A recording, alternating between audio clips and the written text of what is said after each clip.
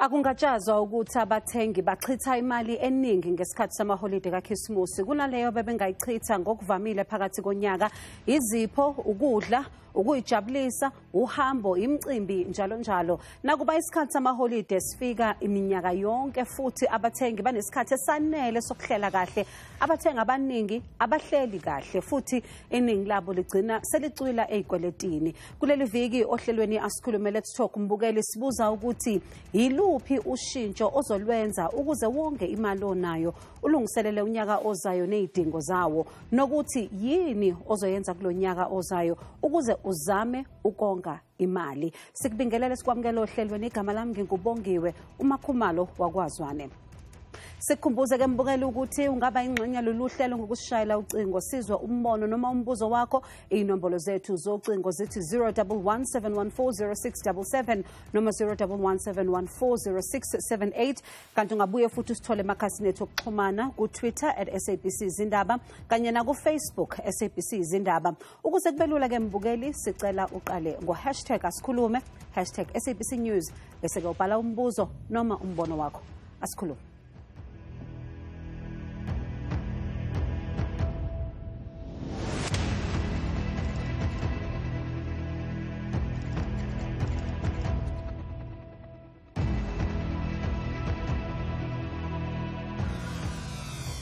Mbukela abantu baseNingizimu Afrika babhekene nenkinga yezimali ngenxa yokwehla kwamandla emali, ukwenyuka kwezinga lenzalo kanye nokukhuphuka kwamanani okudla. Iningi ligcina licwila ezikweletini ngenxa yokungakwazi ukuphila ngaleyo abanayo. Umbiko we-Credit Stress Report wesigaba sesithathu okhishwe ngo-Zibandlela wonyaka odlule uveze ukuthi u-60% of middle income individuals' salaries goes towards servicing credit accounts. Uma ubuka lamaphesenti uyazibuza ukuthi how then can a person save? Ngaphambi kokuthi samukele ihambele zethu, ake sizwe ababukela ukuthi bathini bona imaphi amasu noma amaqhinga abanawo ukuthi bonge imali. Ngicabanga ukuthi kubaluleke kakhulu usave imali ngoba ayikho into eshintshile nokuDisemba, just ukuthi uya ku-holiday, hayi ukuthi ungaspend imali ngendlela engajwayelekanga. Kufanele uyisave nje imali ngoba unyaka ozayo still usenenkinga eningi osathi kufanele uzi-attend. First of all, angeke uvele usave ngoDisemba. You need to plan from unyaka usaqala, from January uyaplan ukuthi uzoqhuba kanjani unyaka.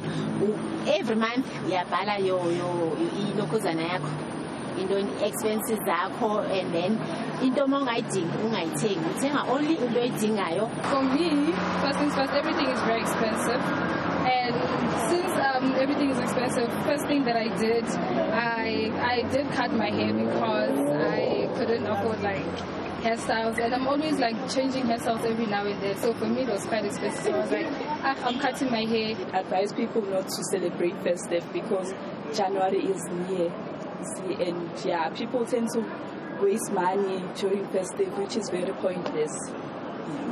The advice that I can give, people shouldn't rush to buying things without even checking the price, because in some other cases we've seen people, you'll be buying things and it says it's on sale, but only to find out that you're even paying more than the normal price.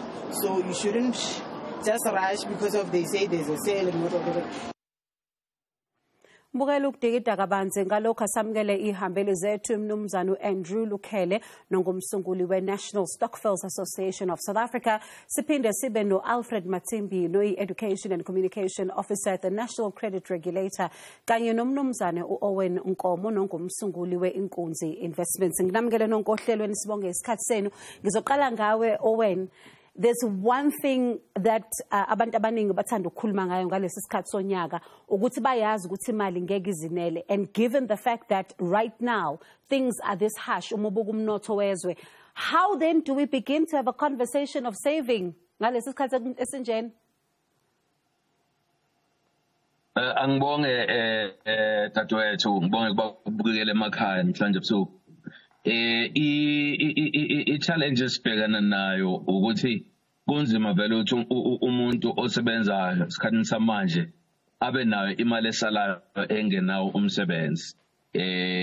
Most of the time uthola ukuthi 95% of isalary yomuntu ikakhulukazi labantu abangaphansi ngamazinga in terms of employment and salaries, it's finished in 3 days. So i-conversation yokonga imali isuke into nje engibona ngathi sekude kakhulu kunabantu abaningi ngenxa yalesi simo engikhuluma ngaso nawo usuke wathi kusithinta esomnotho ontengantengayo abantu balahlekelwa imisebenzi intengo yayo yonke into esiyisebenzisayo South Africa is just keeps going up and up.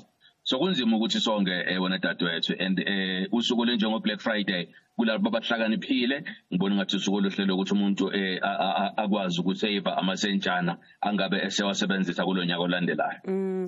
Babulukele abantu bayeke bakhulume ngokuthi lesi sikhathi seyitokufela isikhathi sokuthi abantu bathola ama payout abo abanye bathola abanye bacabanga nokuthi bazokwenza njani ukuthi ngonyaka ozayo bakwazi ukuthi bonge imali. Kodwa mawubhekile wena ngesikhathi okunzima ngaso nala uhleli khona ne National Stokvel Association abantu basakwazi ukuthi babe nemali abangayifaka kuma stokvel?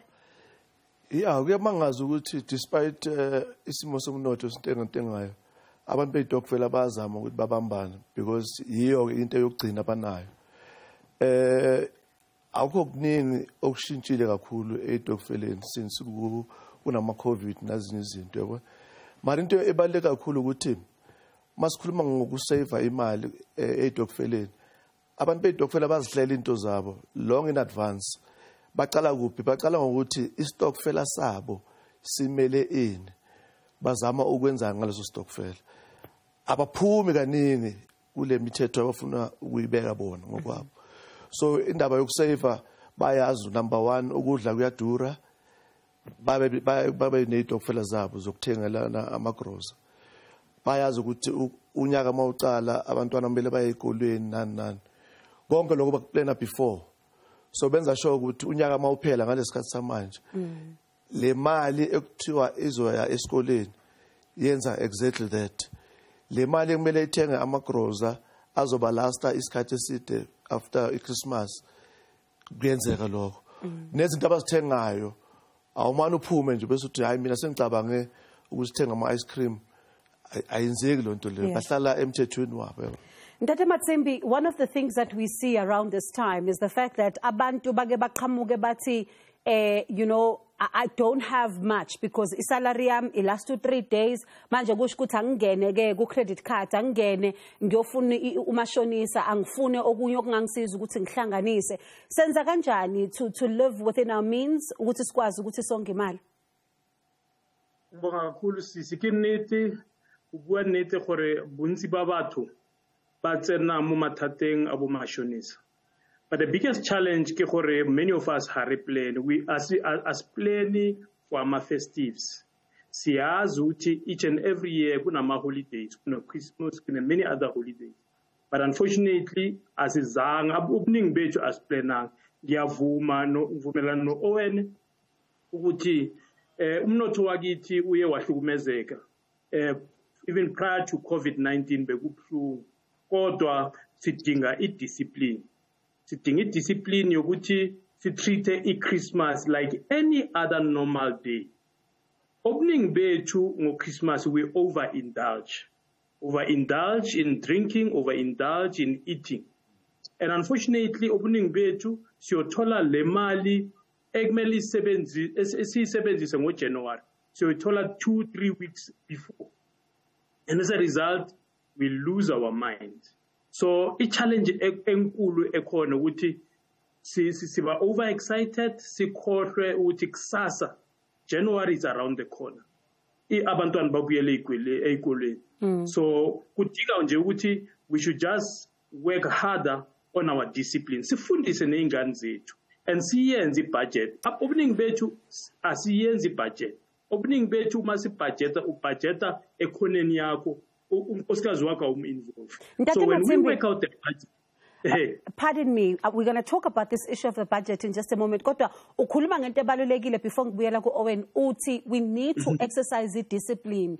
Ngi-exercise kanjani at a practical level i-discipline ngoba ngazi ukuthi ngiyekhaya ngoDecember bazi ukuthi bengiqoqa imali eGoli sengifikile manje uDecember kumele kudliwe kumele kudliwe kamnandi kungadliwa ngalendlela okuhlala kudliwa ngayo manje ngi-exercise kanjani i-discipline?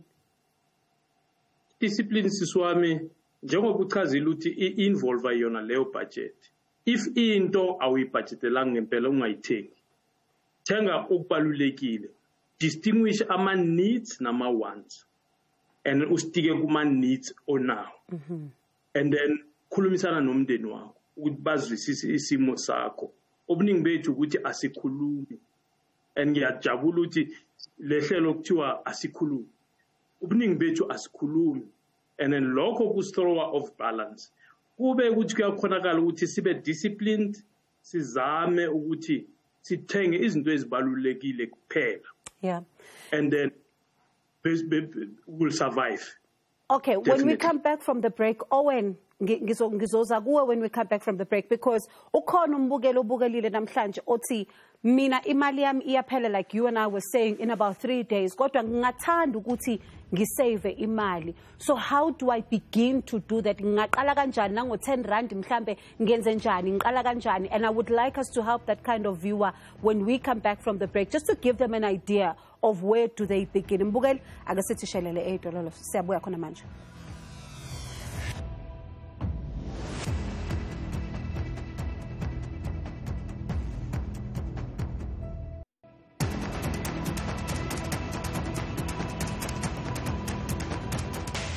Mbukeli omusanda kuhlanganyela nathi sikhuluma ngokonga imali ngesikhathi samaholide. Ake siqhubeke ngengxoxo yethu. Owen, there's something umbukeli ayibuke osibukile namhlanje uthi mina kodwa ngonga kanjani imali ngoba imali yami iyaphela, kodwa ngingathanda ukuthi ngiqale nje ngokuncane. Ngiqalaphi?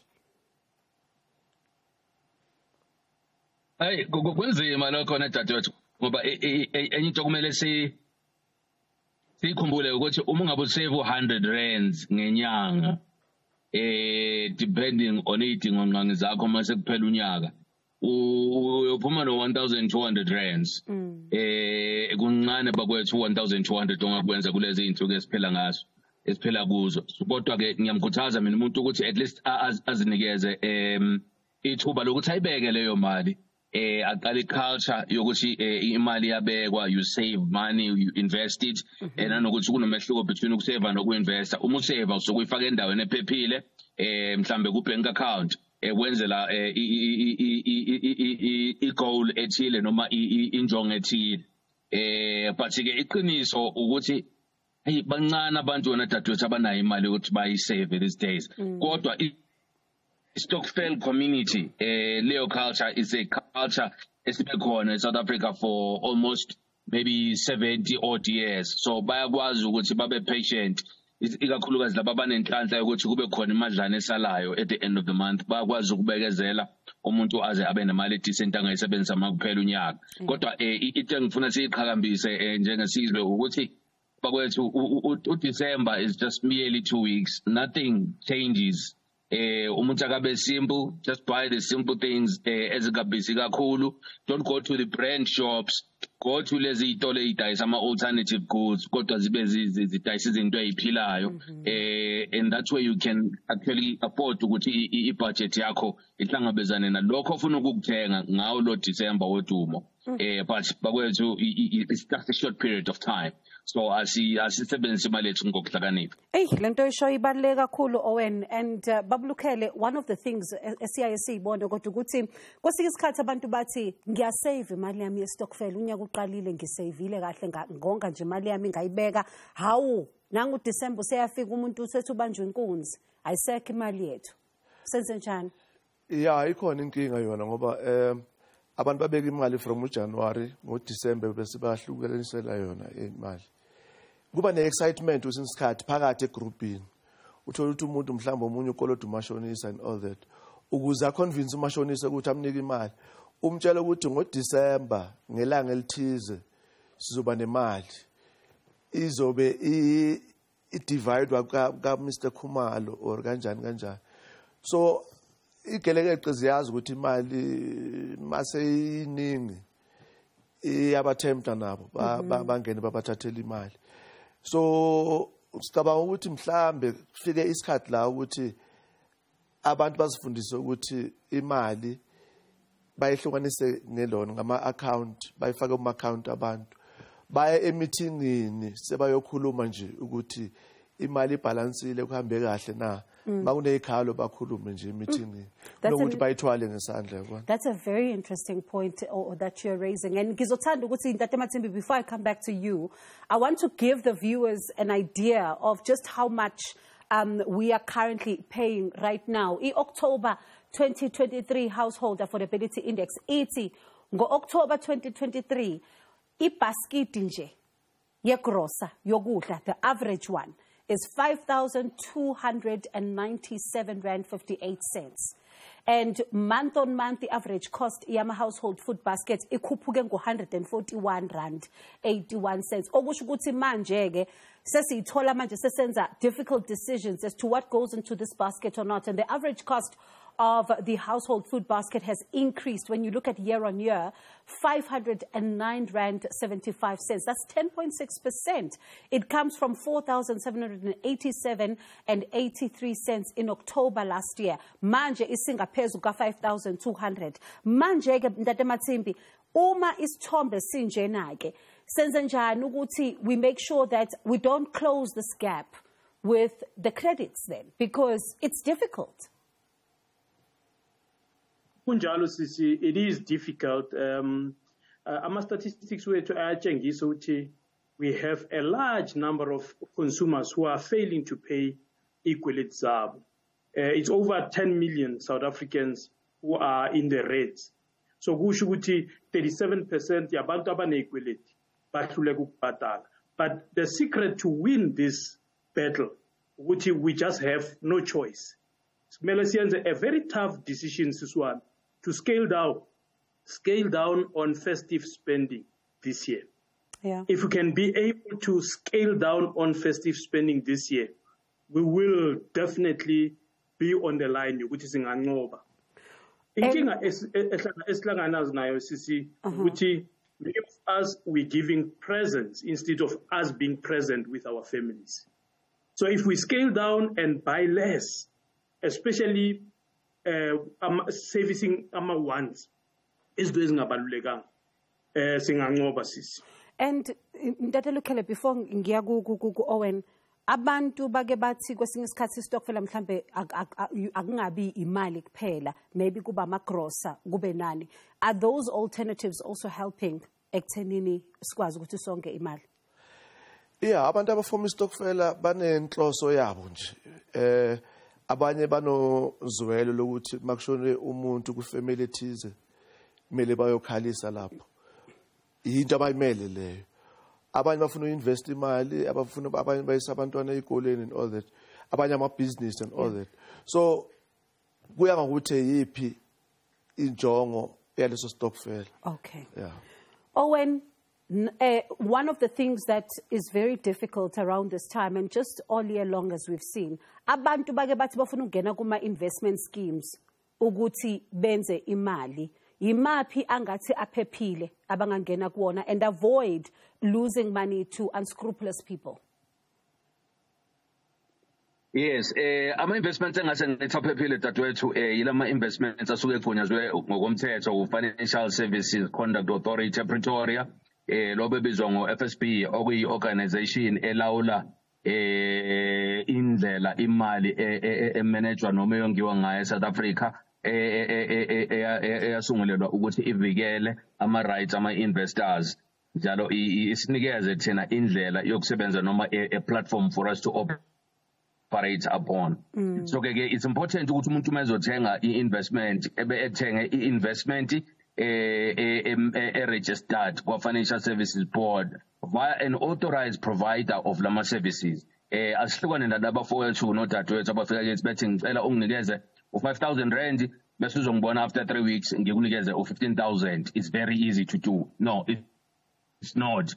If bekulula ngaleyo ndlela ngabe nawo amabhange awonikeza ama-investors noma ama-depositors lawo ma-returns. If it's too good to be true, bakwethu ngicela sihlehle. Umuntu angangena ayithengela ama-unit trust, afake imali yakhe kuma-money market funds, not just to leave the money in the bank, ngoba uma uyishiye ebank bakwethu kukhona isithe esikhulu engisibiza ngomdlavuza wemali, i-inflation. Ukuthi njengamanje in the long run is being taking 6% away from le mali ocabanga ukuthi uyayenza if ufake imali ebank. sokubalekile ukuthi ama-investments kube ama-investments are-registered. Okay, ngizocela ukuthi masibuya ke siphe ababukeli amasu very briefly as to how then do they begin to make sure that njengoba festive season amaholide aqala benze njani ukuthi bonke imali and nokuthi futhi senze njani mbukeli ukuthi sisethe realistic goals for ourselves when it comes to 2024 nokonga.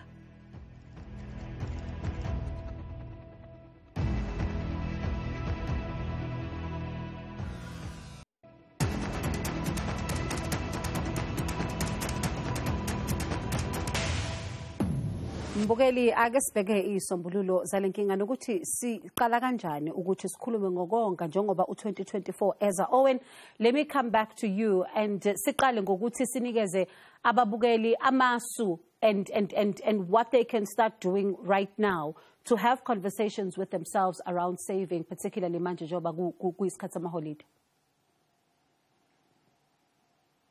Yebo makhomalo mina into fisa kakhulu ukuthi abantu bakithi bayenze ikakhulukazi laba bonke imali kuma-stockpiles is to be clever as has been mentioned on the show namhlanje ukuthi bazolahlekelwa imali abanye ngoba kwatshiwa imali yatshelwa kwa-Mr. XYZ emzini wakhe mebephuma nemali they get robbed. I really think let's just distribute imali iye kuma-bank accounts ukuze singabe izisulu zalezi igebengu ezisigadile throughout the year. And then again, my wish is that abantu mabezoqala istokfel kulo nyaka olandelayo mhlawumbe ababeke imali bayibeke ku-bank account but enye yayo leyo mali dadewethu abayisave at the end of the year mhlawumbe 20% abawushiye in an investment kwi-unit trust of limited risk which is there, which investment managers amaningi know about it. So ayithathwe leyo mali ibekwe ku-investment so that next year we have somewhere to start and the next year and the next year. And then let's buy alternative goods from ama-retailers ane reputation kodwa sibe siwathenga without the premium of i-brand efakwayo on the container of the product esiwathengayo. Ngaleyo ndlela sokwazi ukuthi siyonke imali bakwethu. Asingakhohlwa uku-investa as well during the year. If you can afford to, just put away 500 rands ozowonga for 5-10 years. Singakhohlwa ukuthi this is just another 2 weeks on the calendar bakwethu. So we must not get overly excited. Umuntu ahlukane nemali ongam. Yeah, Ntate Matsimbi, let me come back to you then, very briefly. When we talk about, some of the viewers are thinking, must I go under debt review, noma debt consolidation? Is it a good idea, particularly ukuthi ngikwazi ukuthi ngiqaqe enye imali iye ku savings? Kakhulu sisi, debt review or debt counseling must never be used as a savings scheme. Okhona ukubhadala izikweleti zakhe makakhokhe izikweleti zakhe asettlishe, especially laba abazothola ama-bonus kanye futhi nale imali zama-stockfel, pay off existing debts. I-debt review, if you are in trouble mhlawumbe awusakhophi nezikweleti zakho, yenye indlela yokuthi ungabaleka usave i-property yakho against repossession. So encourage abathengi ukuthi if you are using or opting to sebenzisa debt review, focus on assets. Settlish assets, protect assets wakho through debt. Unfortunately, abaningi debt consolidation, bangazwisisi debt consolidation and debt review akusinto eyiwani. And ngizazothanda ukuthi ngesinye isikhathi sike sikhulume ngalokho and some of the differences and the pros and cons. And Ntate Lukhele, as a final word then, kuwena yini into ongayisho kubantu abakhetha idokfela ngokonga? Uqala baba Matsimbi ukhulume ngediscipline. I think ibaluleke kakhulu discipline. Umuntu osave imali ayedwa akanalo discipline, uyapostpone kwesikhathi times uyibona lento. Mara mase groupini we are forced ukuthi nakanjani uyenze lento le iyakusiza egcineni. Engabaxwayisa especially laba amagroza ngoba bathenga izinto eziningi ngithi manje zizoba last a few months. Babe careful ukuthi abanikwa izinto ezexpireile. Uthola ukuthi lento le bese ilahlwa mara banike wena ngemali yakho oyibeke kabuhlungu. So basibheka into ezinjengalezo sibalekile.